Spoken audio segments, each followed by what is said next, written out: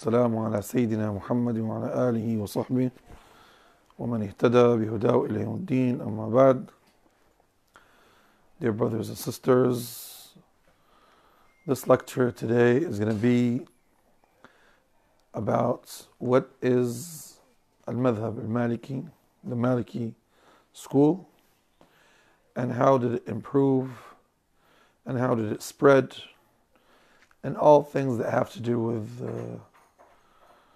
with these important information that any student that is studying the Maliki madhab would like to understand and know. It's like an introduction to the Maliki school.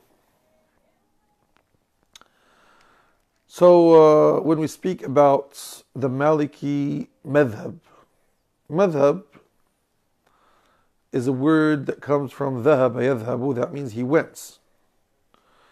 So when you go somewhere, that means dhahabta madhaban. And the same thing when you say, when you follow a school, that means you went towards the school's doctrine, the school's steps, and whatever like that. So therefore, when we say a madhab, that means it's a school that has special things, opinions,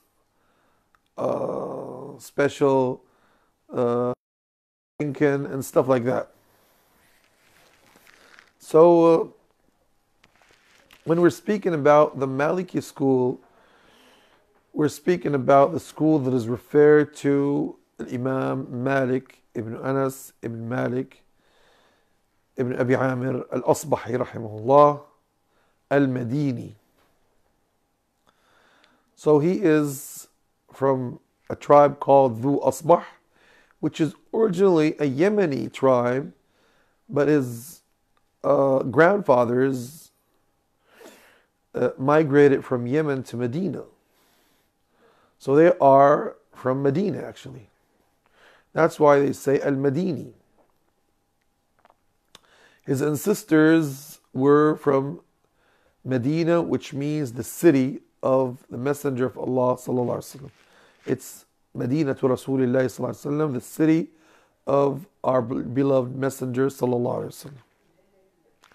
So therefore, actually, a Maliki school, it's not the school of Imam Malik. It's the school of the scholars of Medina. It's the school of the scholars of Medina. That's why they used to call it in the ancient days Madhhabu Ahli al-Madina. And when we say Madhhabu Ahli al-Madina, that means it's the school of the scholars, the way of thinking that was in Medina. And we have lots of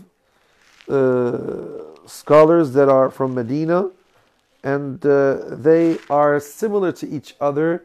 They have the same way of thinking, and they have the same opinions in several things.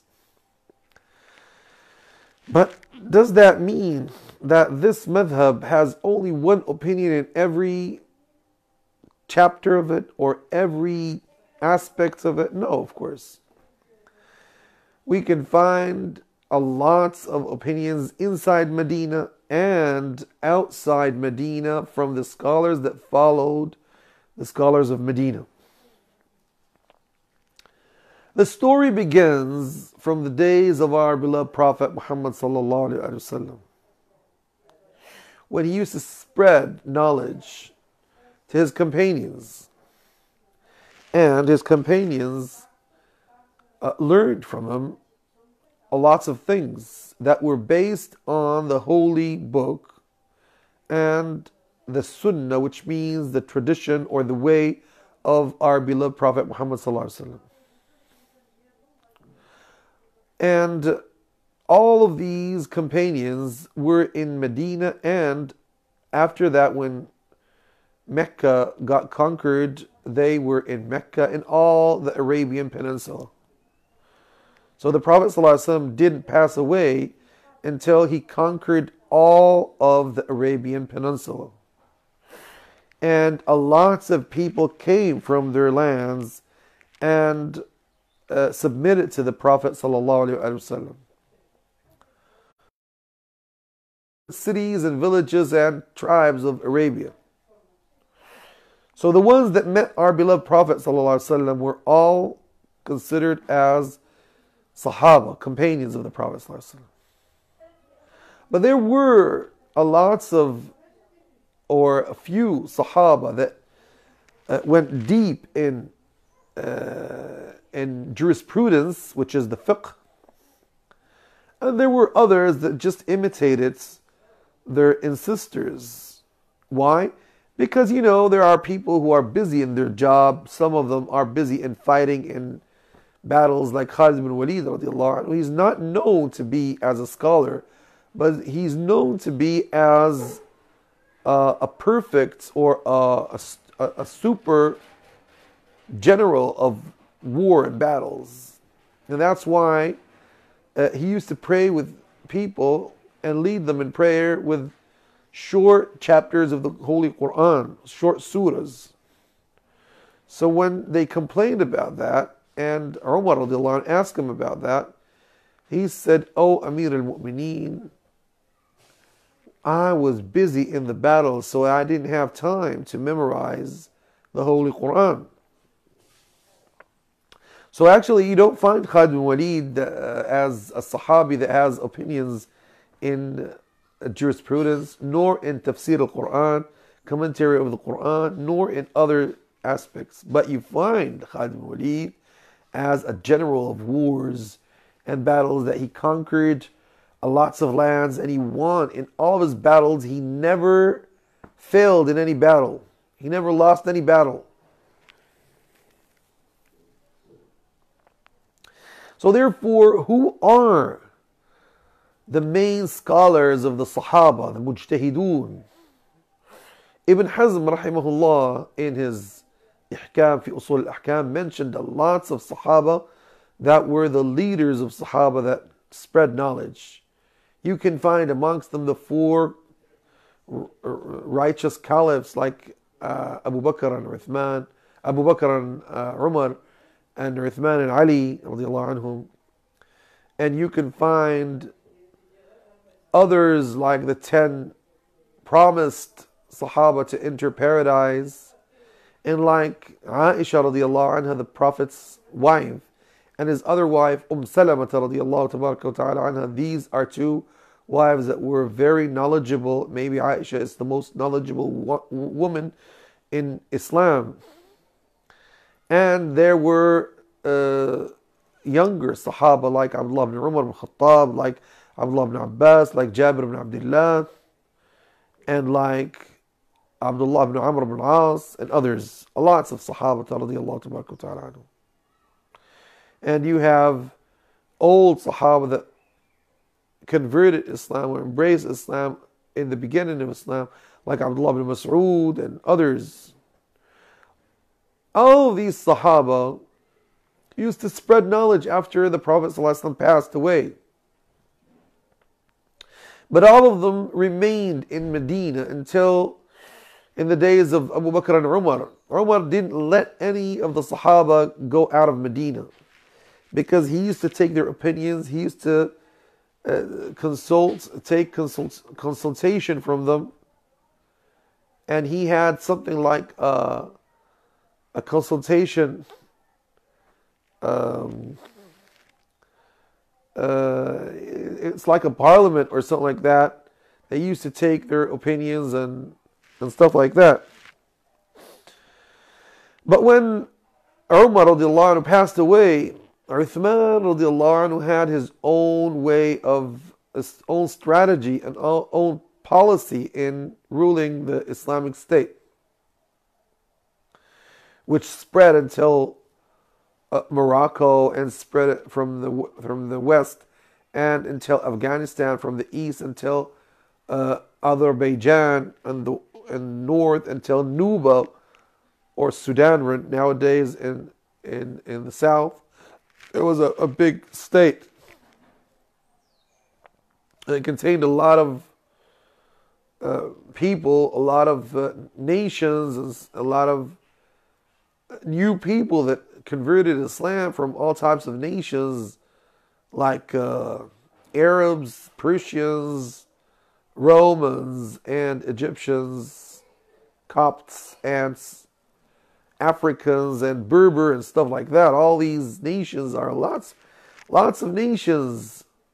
So they had to have scholars, Sahaba, and stuff like that to teach them. A lot of Sahaba spread. They went fighting and spreading the word of God in the world. So this guy died here, this guy died here, this guy died. Everyone died in a place. And when he was there, he used to teach people. And we had some main Sahaba that worked on that. So Medina had its own people and others that spread in the world. So we had in Medina Umar, Abu Bakr and Umar, and Uthman. And we had there Aisha radiallahu tabaraka ta'ala anha. And we had there Abdullah ibn Umar, Abdullah ibn Umar ibn Khattab. And we had there Jabir ibn Abdullah. So we had there lots of Sahaba radiallahu anhu. In Iraq, especially in Kufa, which was a special city, Abdullah ibn Mas'ud started there his job in the days of Umar. Umar sent him to teach people there. And then later on, Ali radiallahu anhu made it his capital when he went to Iraq. But a lot of Sahaba settled even in Basra, which is a city more close to the Arabian Peninsula. And nowadays it's so close to Kuwait.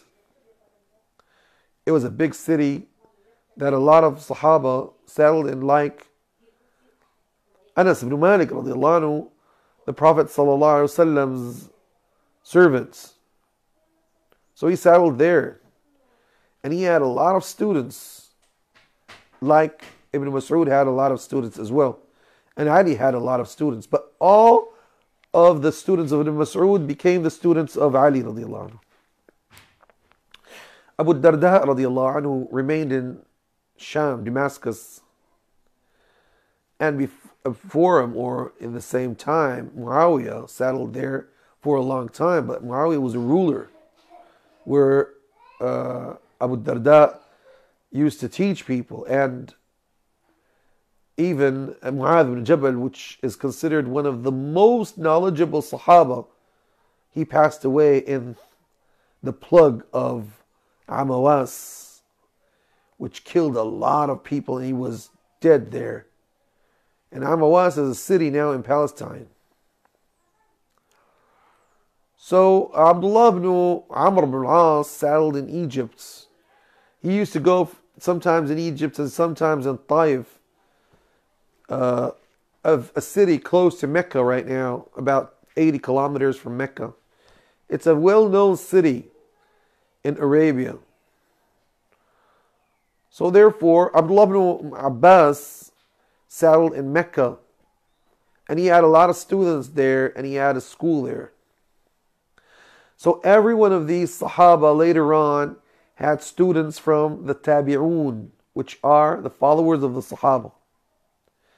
And Abu Hanifa radiallahu anhu, rahimahullah, inherited the school of Kufa, where Imam Shafi'i inherited the school of Mecca, and Al-Awza'i inherited the school of Sham, and Al-Layth ibn Sa'd inherited the school of Egypt, and Imam Malik rahimahullah inherited the school of Medina.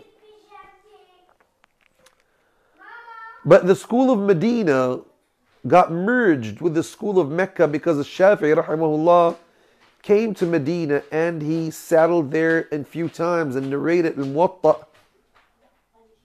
He narrated al-Muwatta from Imam Malik, and he learned from him. And he became one of his students. And the school of Sham, Syria, and the school of Egypt merged with the school of Medina because they were similar to it and close to it. So we lost the school of Al-Awza'i, although it spread in Morocco and in Andalusia in some time. And we lost the school of Layth ibn Sa'd because Imam Shafi'i said that Layth was more knowledgeable than Malik, but his students lost them. So his students didn't take care of him. And some of his students, or many of them, were his students and Imam Malik's students. So therefore, Imam Shafi'i later on made his own school because he went to Iraq and he took knowledge from the students of Abu Hanifa, and then he went to Egypt and he settled there and he created his own way, which is called Madrasatu Ahl al-Hadith. It's not referred to any city. And he used to say, إِذَا صَحَّ الْحَدِيثُ فَهُوَ مَذْهَبِي. If the hadith is authentic, that's my opinion. So he follows hadith without paying attention to any city. Where an Imam Abu Hanifa focuses on the scholars of Kufa. So it's called Madhab Ahl al-Kufa or Madhab al-Iraqiyin. Madhab Ahl al-Iraq. And the school of Basra merged with it, so it became one school. And later on they called it Madrasatul Ra'i. And the school of Hijaz took all the schools of Mecca and Medina and stuff like that, became the Madrasatul Hijaz. Madrasatul Hijaz, the school of Hijaz, focused on the scholars of Hijaz. Because later on, we had famous scholars in Hijaz, especially in Medina, which are Atba' al-Tabi'een, like whom? Ubaydullah ibn Abdullah ibn Utbah ibn Mas'ud, like Muhammad Muslim ibn Shihab al-Zuhri, like Ali ibn Hussein ibn Ali ibn Abi Talib, like Abdullah ibn Hassan ibn Ali ibn Abi Talib, like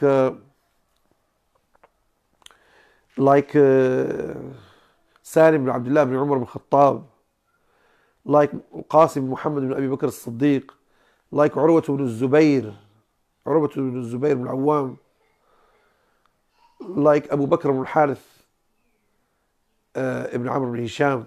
No, Abu Bakr ibn Abdurrahman ibn al-Harith ibn Hisham. Abu Bakr ibn Abdurrahman ibn al-Harith ibn Hisham. And like others, lots of scholars. And like Rabi'a ibn Abi Abdurrahman, that was called Rabi'atul Ra'i.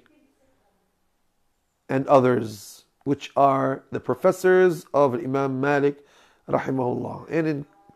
And in Mecca, we had Ata ibn Abi Rabah, we had Tawus al-Yamani, we had Mujahid ibn Jabr, we had Sa'id ibn Jubayr, and others who were students of Imam ibn Abbas radiallahu anhu. And later on we had Abdul Malik ibn Jurayj and Muslim ibn Khalid al-Zinji, which was the professor of Imam Shafi'i rahimahullah. And as I told you, Imam Shafi'i later on became one of the students of Imam Malik. And Imam Shafi'i, when he went to Iraq, he spread his doctrine, which is when the hadith is authentic, we follow the hadith. We don't give our opinions or nothing else. And that was against the school of Kufa, which is the school of called Madrasatul Ra'i of Abu Hanifa and his friends. And therefore there was a clash there between these two schools. And Imam Shafi'i rahimahullah had famous students there and to tell you that the main students there that welcomed him to Iraq were the students of Imam Malik, so they considered him one of them. So we have here two schools that were in the beginning. The school of Hijaz that focuses on hadith more than anything else, and the school of Iraq that focuses on opinions and logic. There is a clash there between these two schools because these schools find that these guys don't pay attention a lot to the Sunnah, where the others say, well, these guys don't pay attention a lot to logic. It is said that Imam Shafi'i, when he went to Iraq by the welcome of Abdurrahman ibn Mahdi, one of the great students of Imam Malik there, and one of the great scholars of hadith, he wrote his book, that is called Al-Risala, the first book published that was written in ilm usul al-fiqh. Ilm usul al-fiqh. So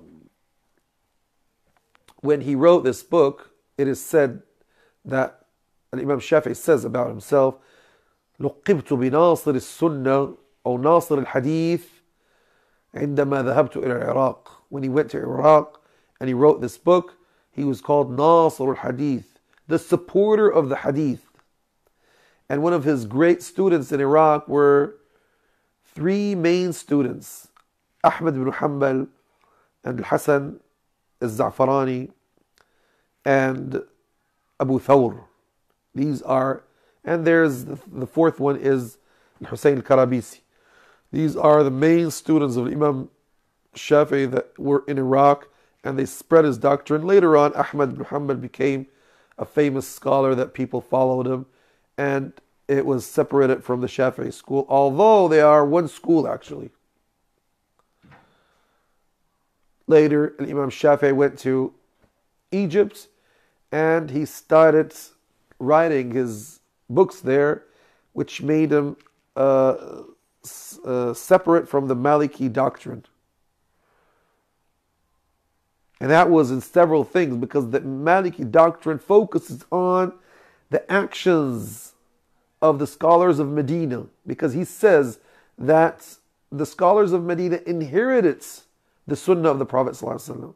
So when the scholars of Medina have a wide known opinion, he says that that's more stronger than one to one that narrate a hadith. So this is more stronger. He says al-amal, which is actions, are more stronger than only sayings. So he focuses on them. Shafi'i says no, the sayings are as they are authentic, that's it. We don't pay attention to the actions of a city, no matter what this city is, because in the days of Imam Malik, things changed. And we had a lot of Sahaba that went out of Medina and spread in the world. So you see, it's several point of views. Anyway, Imam Malik rahimahullah inherited the school of Medina. And he wrote his famous book, which is called Al-Muwatta, the first book that reached to us of hadith and fiqh. Because Al-Muwatta contains 600 hadith that are referred to the Prophet ﷺ. And it contains 2,000 narrations in general. These narrations, 600 are referred to the Prophet ﷺ, and the others are referred to companions and Sahaba and Tabi'een and Atba' Tabi'een, and it contains opinions of Imam Malik himself. Al-Muwatta was narrated by lots of scholars. We have Muwatta Yahya ibn Yahya al-Laythi, the Moroccan Andalusian scholar. He was from a Berber tribe called Masmudal. And he's the last one to narrate Al-Muwatta from Imam Malik. And that's why when you say Muwatta, it's that book. And I'm going to tell you the ones that are published right now. We have Muwatta Abi Mus'ab al-Zuhri, which was the judge of Medina after Imam Malik passed away. He's from the descendants of Abdurrahman ibn Auf radiallahu anhu. Abu Mus'ab al-Zuhri. We have Muwatta al-Qanabi, who was from Iraq. And he came and he studied with Imam Malik. He was one of the great scholars. Muhammad ibn Muslim ibn Qanab, al-Qanabi. We have Muwatta Yahya ibn Bukayr. We have Muwatta Shafi'i. They compiled it right now in one volume. We have Muwatta Ali ibn Ziyad al-Tunusi. We have Muwatta Abdurrahman ibn Qasim al-Utaqi. We have lots of Muwatta, several narrations. And we have Muwatta Muhammad ibn Hassan al-Shaybani, the student of Imam Abu Hanifa rahimahullah.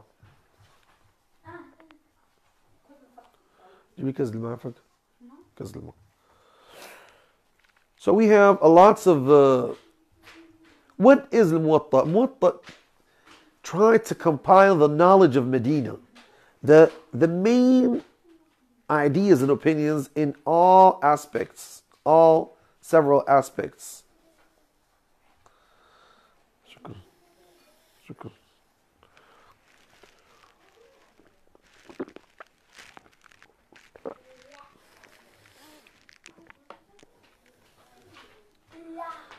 So therefore, Medina was the capital of Hijaz. So anyone comes to Hajj, he has to visit Medina. There's a hadith that Imam Tirmidhi narrates that there's a day going to come that people would go and ride their camels. They won't find a scholar more knowledgeable than the scholar of Medina. Sufyan ibn Uyayna, the scholar of Mecca, says that is Imam Malik. And then lots of people said that that's Imam Malik, rahimahullah, because when we see the history, you don't find a scholar that everybody came from all countries to visit and take knowledge from, except Imam Malik, rahimahullah. And this is what Al-Qadi Iyad rahimahullah tried to prove in his introduction to Tartib al-Madarik, which is a biography of Imam Malik and his students. So that's true. Lots of people, when they came, they started visiting Imam Malik and taking knowledge from him. So we started having new schools of Maliki school. We had the main school, which is the school of Medina, and it had great students of Imam Malik, and it focuses on hadith a lot. We have there Abu Mus'ab al-Zuhri. We have Ismail ibn Abi Uwais, who was the son of Imam Malik's sister, and he was his son-in-law as well. He married his daughter. We have Abdul Malik ibn al-Majishun.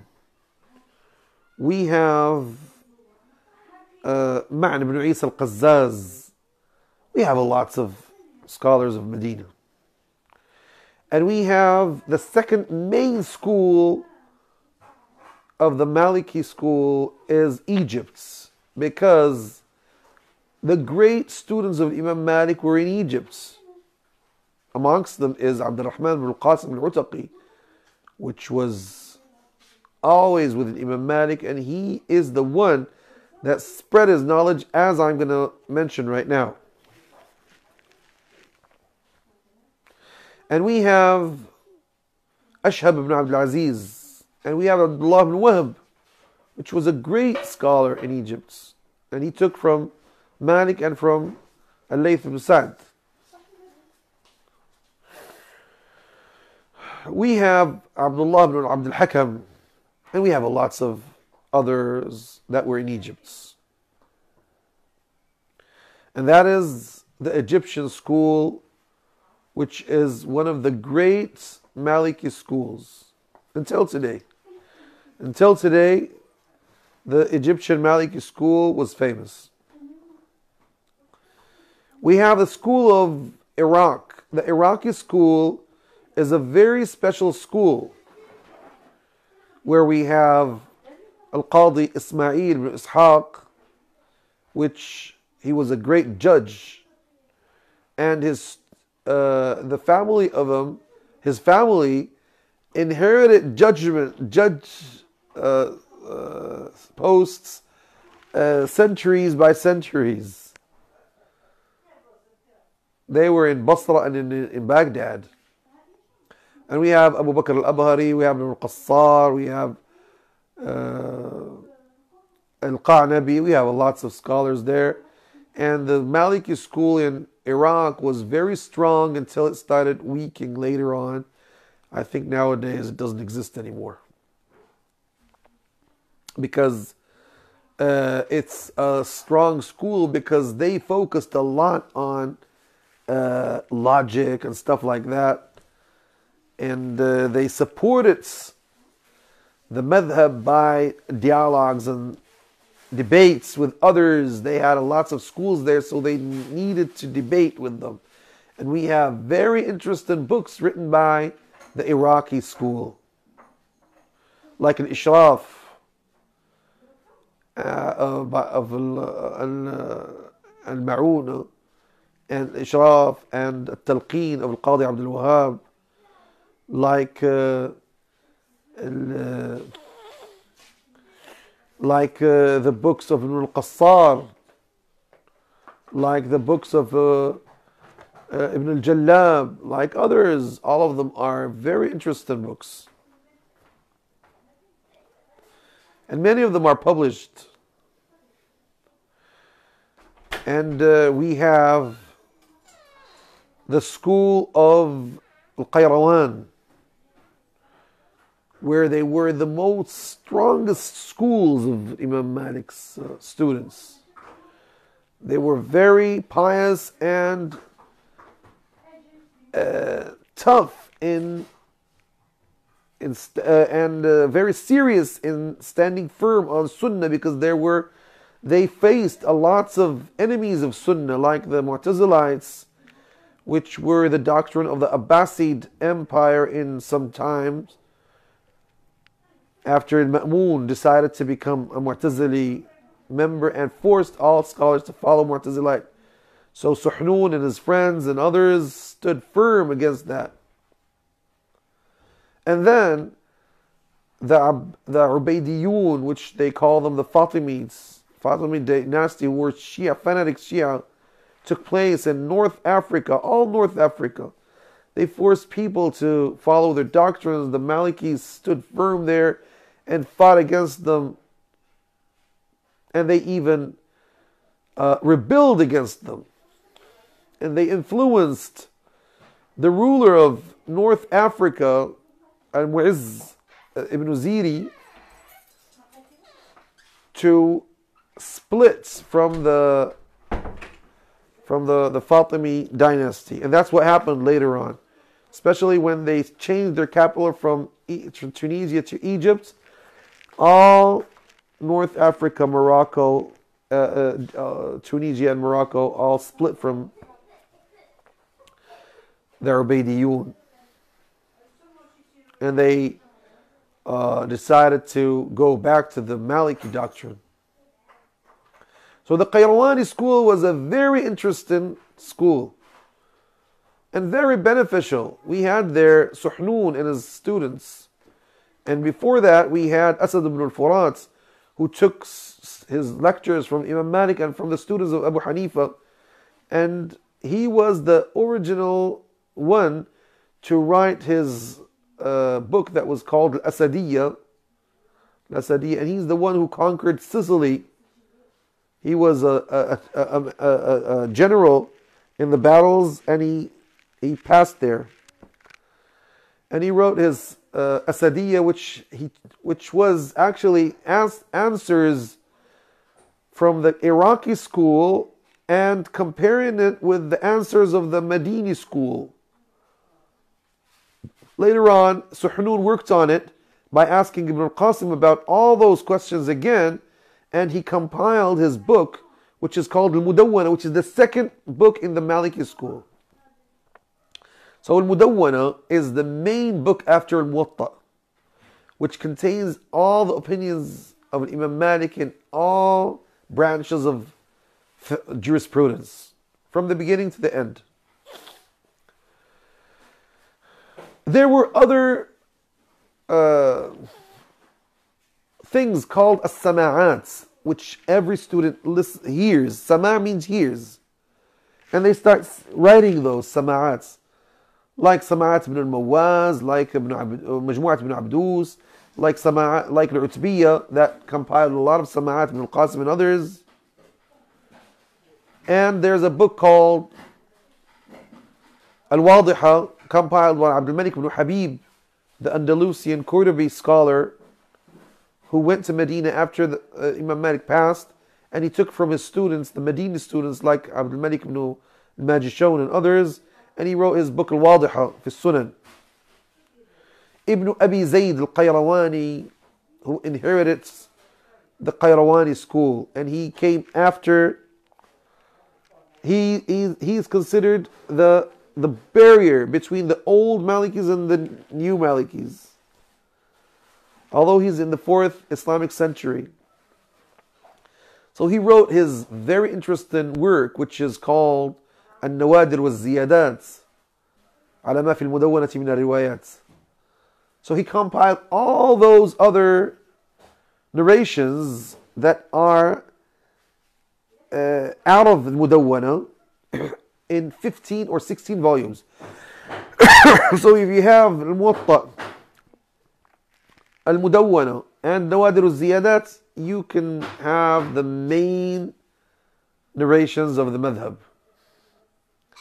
Then we have the Andalusian school, which had Yahya ibn Yahya al-Laythi, who was the last one to hear Al-Muwatta from Imam Malik. Of course, the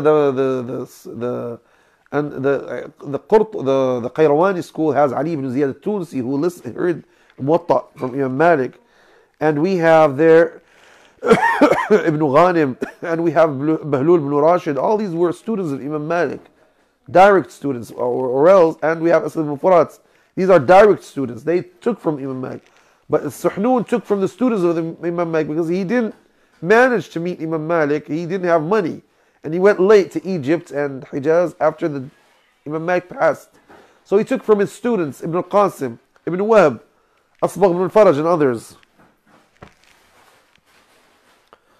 And he took from Asad ibn al-Furat as well. And Ali ibn Ziyad al-Tunsi as well. Yahya ibn Yahya al-Laythi later on became a great scholar of Andalusia, Cordoba.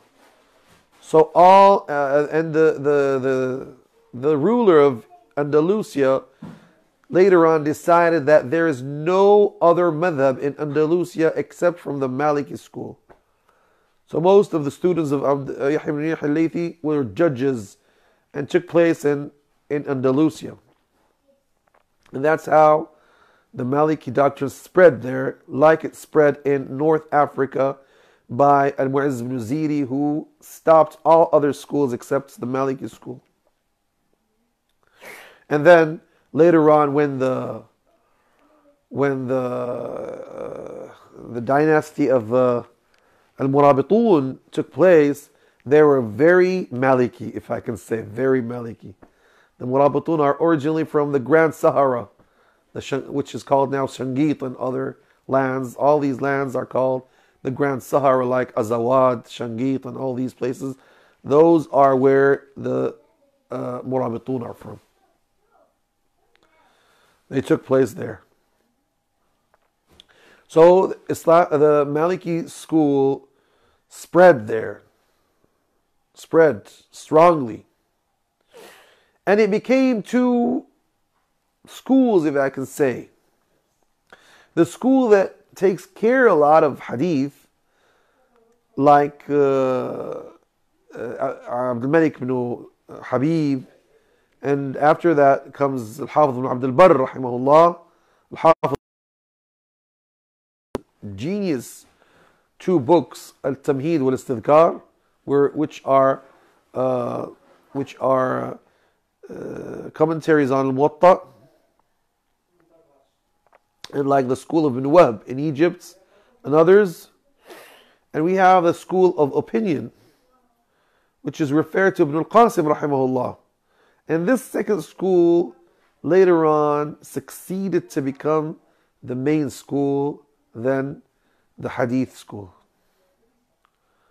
So it started spreading until it became the mashhur school, until some people say that mashhur al-madhab is the opinion of Ibn al-Qasim.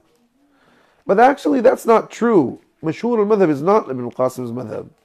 Mashhur al-madhab actually is the opinion that most of the Malikis choose. Because we have lots of opinions, these scholars didn't used to imitate anybody and search. They got convinced origins, the main opinions, the roots of the madhab are right.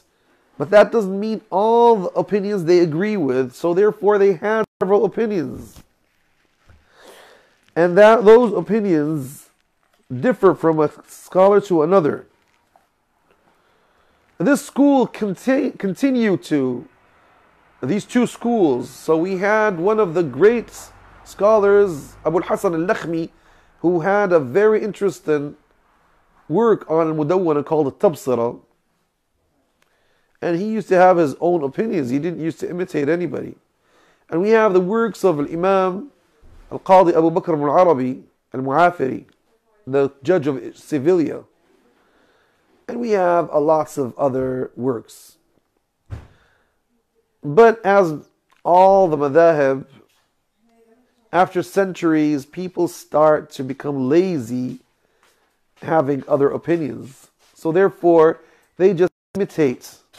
And as long as time comes far from the original days of the madhab, people imitate more and more.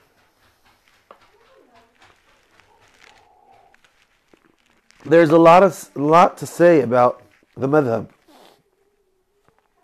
The capital of the madhab is Medina. And then after after few years of Imam Malik passed, after he passed by a few years, the Ubaidis and stuff like that took place in Hijaz, so they destroyed the works of Sunnah in Medina, and Medina got the Maliki doctrine became so weak in his city. But the Maliki school was strong in Egypt and in North Africa and in Andalusia. So the second capital, if I can say, is Al-Qayrawan, and then Cordoba, and Cairo.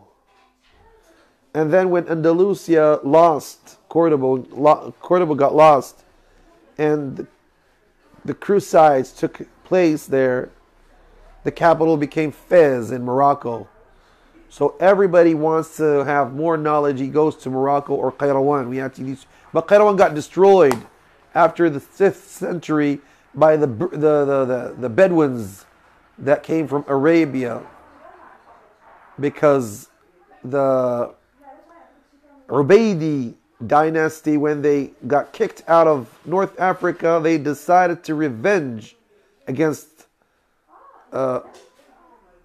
Sunnis there, so they sent them the Arabs, the Bedouins, not the Arabs, the Bedouins, who came, thousands of them, and destroyed North Africa.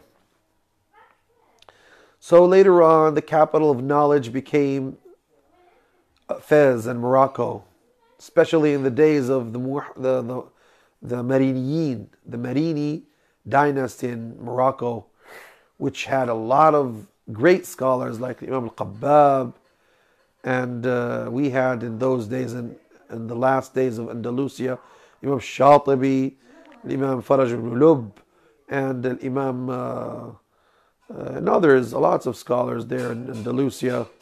Imam Al-Mawaq, which is the last scholar of Al-Andalus, and he passed in the same year where Muslims lost Granada under the authority of the Spanish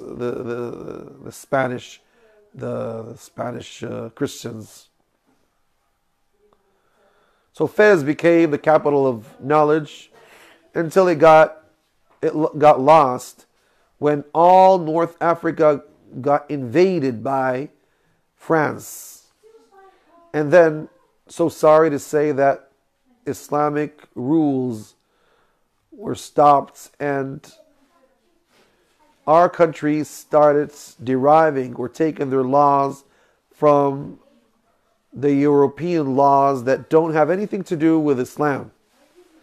So not only the Maliki jurisprudence became weak, all Islamic jurisprudence became so weak in North Africa But we can say nowadays the capital of the Maliki school is Shangit, where we still have lots of schools there, which are called the Mahadir. And we have great scholars like Shaykh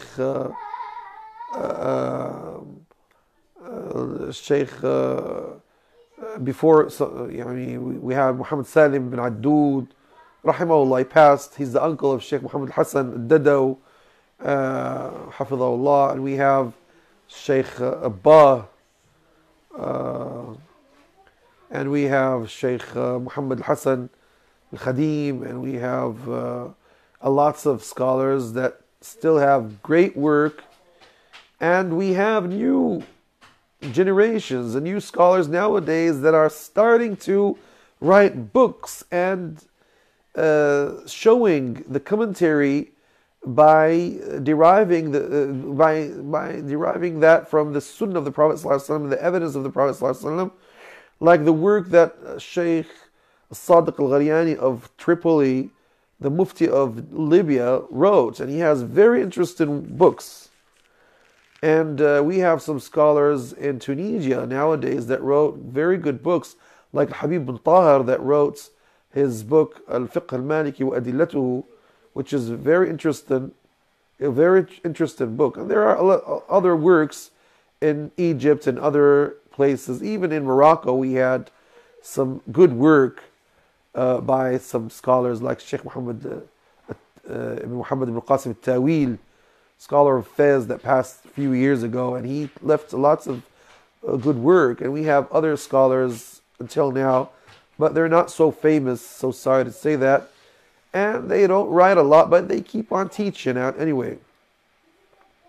So this is the story of the Maliki school.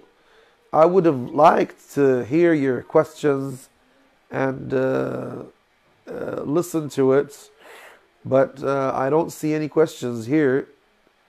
This is enough for this lecture.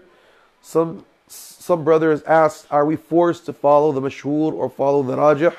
No, we're not supposed to follow mashhur nor rajih. We have to study. In the beginning, you follow mashhur because that's what you study. But later on, when you are capable, you follow what is rajih. Rajih is what the evidence is stronger.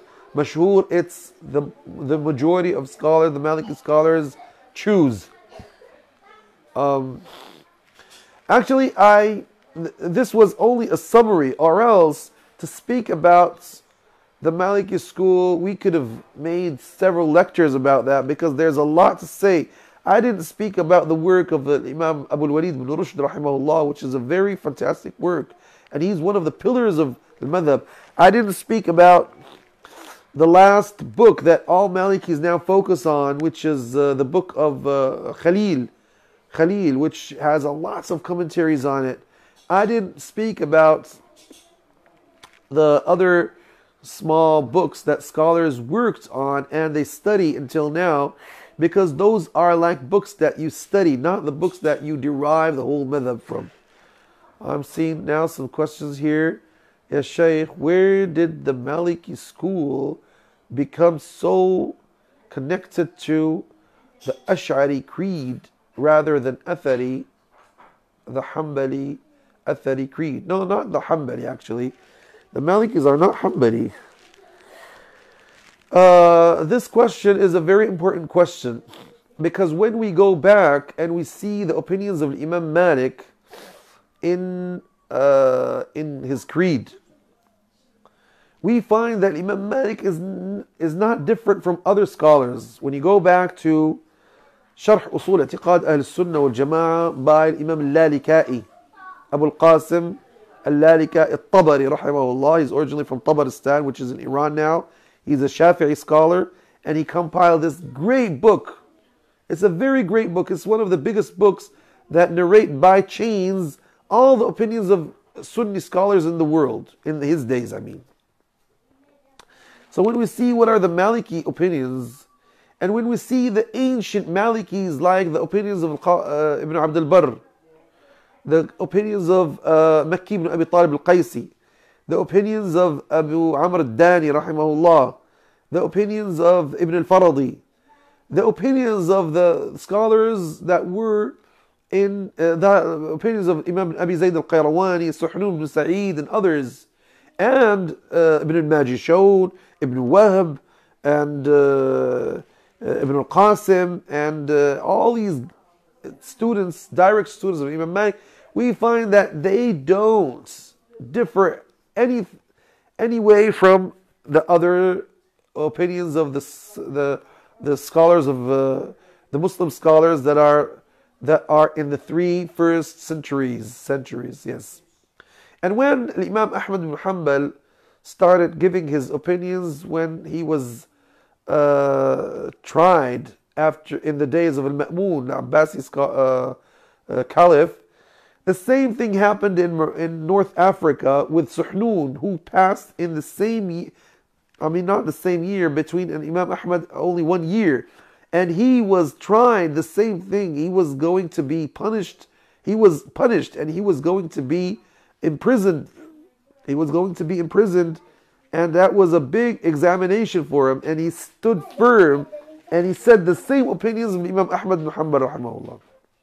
And that's why one of the scholars says that the madhab is for Shafi'i and Malik, but the one who was famous is Ahmad bin Hanbal. Why?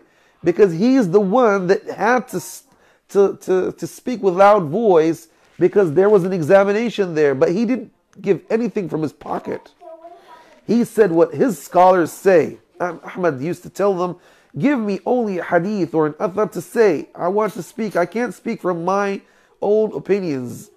And that's why when the Imam Abi Zayd al-Qayrawani wrote his creed, his book of Risala, he wrote his creed. It was an athari creed, actually. And he wrote the same thing, more detailed, in his summary of Al-Mudawwana, which is published in 4 volumes, called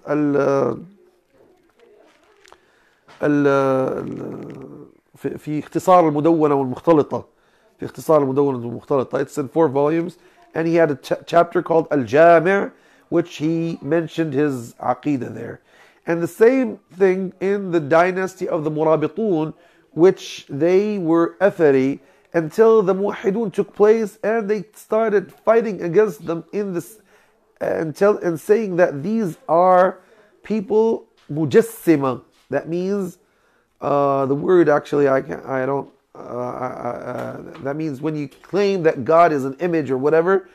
So they claim that these guys say that God is an image, and they fought against them as if they are not Muslims. And they forced people to become Ash'ari. And they forced people to become Ash'ari by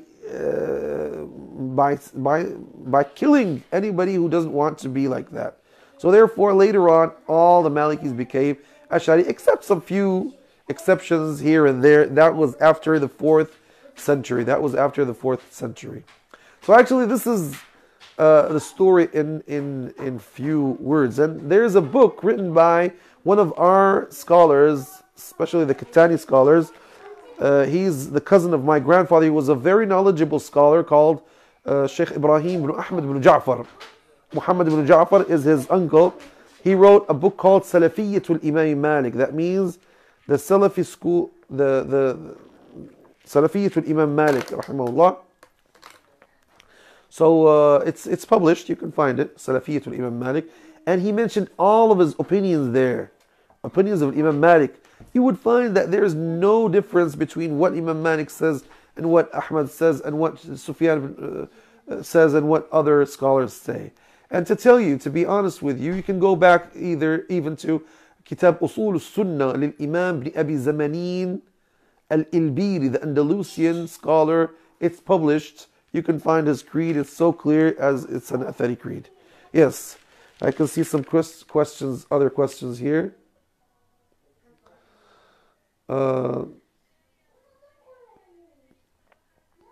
Okay, so there's from Abdullah Tariq, what are the basic mutun of fiqh of Imam Malik for a beginner student? Yeah, you have a Mukhtasar al-Akhdari. It's the first method to start with, and I I gave a commentary on it, and it's published, and it's going to be, inshallah, and it translated to English as well. But I did it in English. You can find it in English on my YouTube channel, and you can find it in Arabic as well on my YouTube channel. And you have Al-Ashmawiyya. I have a commentary on it. You have, we can make it in English as well. I have it in Arabic, but we can make it in English, inshallah. You have lots of small mutun. You have Al-Izziyya. You have Risat ibn Abi Zayd al-Qayrawani, which is a secondary matan. And you have Mu'ashir. I have it in English and in Arabic in Ibn Abd al-Barr Academy. You can study that, inshallah.